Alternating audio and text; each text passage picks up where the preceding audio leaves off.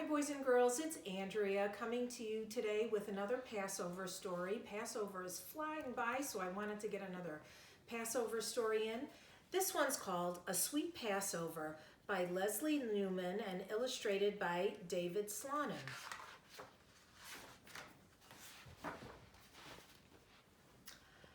Miriam loves celebrating Passover at Grandma and Grandpa's house. She loved pinning a piece of lace to her hair, just like Grandma did before she lit the 2 candles and sang a special blessing to start off the Seder. She loved walking around the table with a towel draped over her arm while Mommy poured the water from a white pitcher over everyone's hands.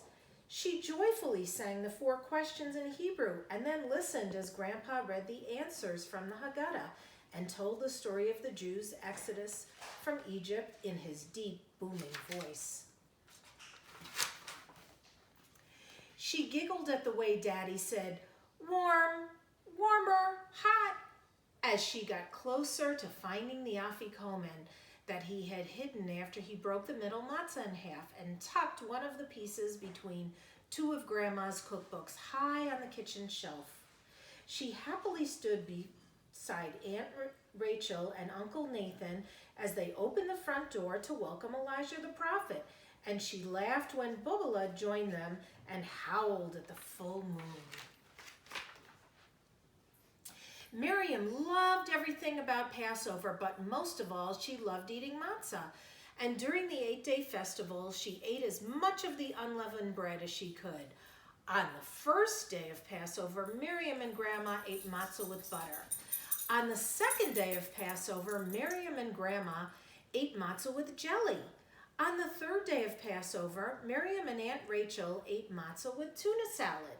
On the fourth day of Passover, Miriam and Uncle Nathan ate matzah with egg salad. And on the 5th day of Passover, Miriam and Mommy ate matzah with cream cheese.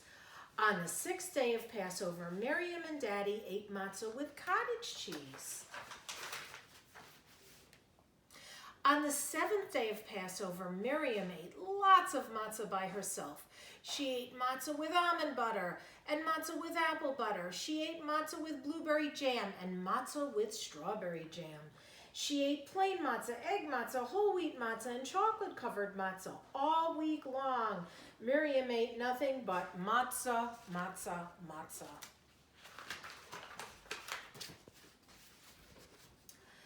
Then, when she woke up on the last day of Passover, Miriam was sick of matzah. All she wanted for breakfast was a thick slice of warm toast or a soft, chewy bagel or a sweet cinnamon donut on the freshly baked blueberry muffin. But Passover wasn't over until sundown, which meant Miriam had to wait all day long before she could eat any of these things. "Miriam," Grandma called from downstairs, "time for breakfast."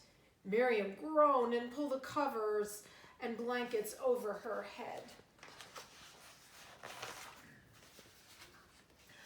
"Miriam," Grandma called again. "I'm not hungry," Miriam called back. "Are you sure?" Grandpa asked. "I'm making French toast." "I'm coming." Miriam jumped out of bed, dressed herself, and ran downstairs. And there was Grandpa with an apron tied all around his waist and puffy chef's hat perched on his head. "Good morning, Shana Medalach." Grandpa gave Miriam a hug and a kiss on the kepi. "Ready for some French toast?" Miriam looked at the counter where Grandpa had placed the eggs, milk, butter, and a frying pan. "Where's the bread?" she asked.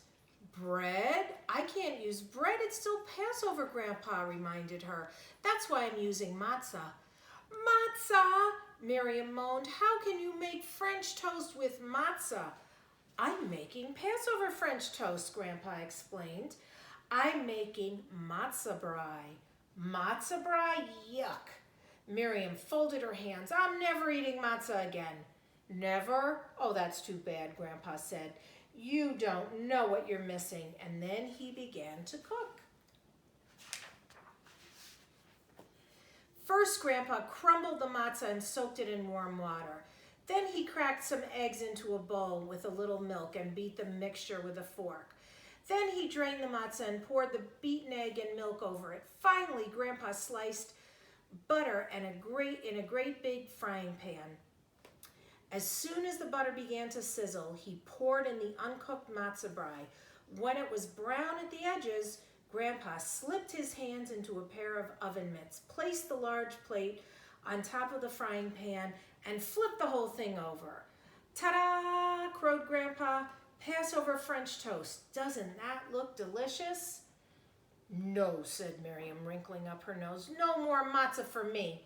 Well, suit yourself, Grandpa said, and he slid the matzah brei back into the pan to cook on the other side. Will you please set the table? Well, Miriam took out a special Passover plates and put one on each place, and just as she set down the last fork and spoon, Mommy and Daddy and Aunt Rachel and Uncle Nathan and Grandma scrambled down into the dining room. Mommy spooned applesauce on top of her matzah brei. Daddy poured maple syrup over his piece. Aunt Rachel sprinkled her serving with sugar and cinnamon. Uncle Nathan smothered the slice with sour cream.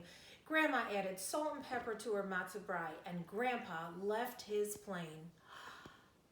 Essen in gesund, said Grandpa, picking up his fork. Eat in good health. Enjoy. Oi, that's so good, said Grandma. The best I've ever had, said Mommy. May I please have seconds, said Uncle Nathan. Save another piece for me, said Aunt Rachel. My compliments to the chef, said Daddy. They were so busy eating, no one noticed that Miriam had nothing on her plate. Soon breakfast was over and all was quiet until Miriam's belly let out a loud rumble. Miriam, didn't you get enough to eat, Mommy asked. No, Miriam answered. Miriam is never eating matzah again, Grandpa announced to everyone. Mommy and Daddy and Aunt Rachel and Uncle Nathan and Grandpa all gasped. Never? Not even on Passover, asked Mommy. But Miriam, we always eat matzah on Passover. How else will we be reminded that our ancestors were slaves in Egypt? When Pharaoh granted them freedom, they had to leave in such a hurry they couldn't even wait for the bread dough to rise. How else would we remember that even the plainest food eaten in freedom tastes sweeter than the fanciest food eaten in slavery? Daddy asked. That's why we say, have a Zissen Pesach, Grandma told Miriam. Have a sweet Passover. Matzah is such a simple food. It reminds us to be humble.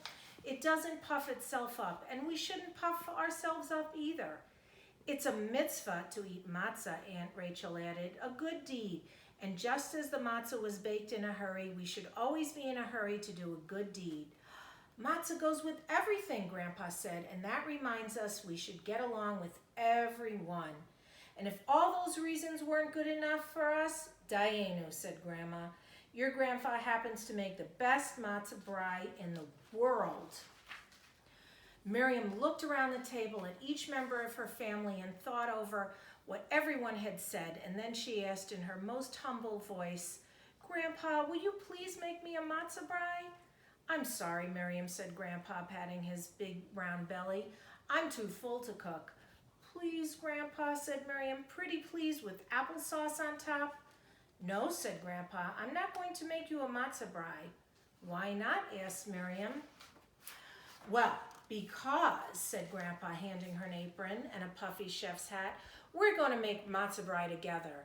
Well, Miriam crumbled up that matzah and beat the eggs while Grandpa melted the butter in the frying pan, and Miriam poured the uncooked matzah brei into the pan and watched as Grandpa fried it up. When the matzah brei was ready, Grandpa set a great big piece in front of Miriam. Essen in gesund, shena medelach, he said. Eat in good health. Enjoy. And Miriam did. The end. And here's the recipe, which I'll post in the comments. Bye.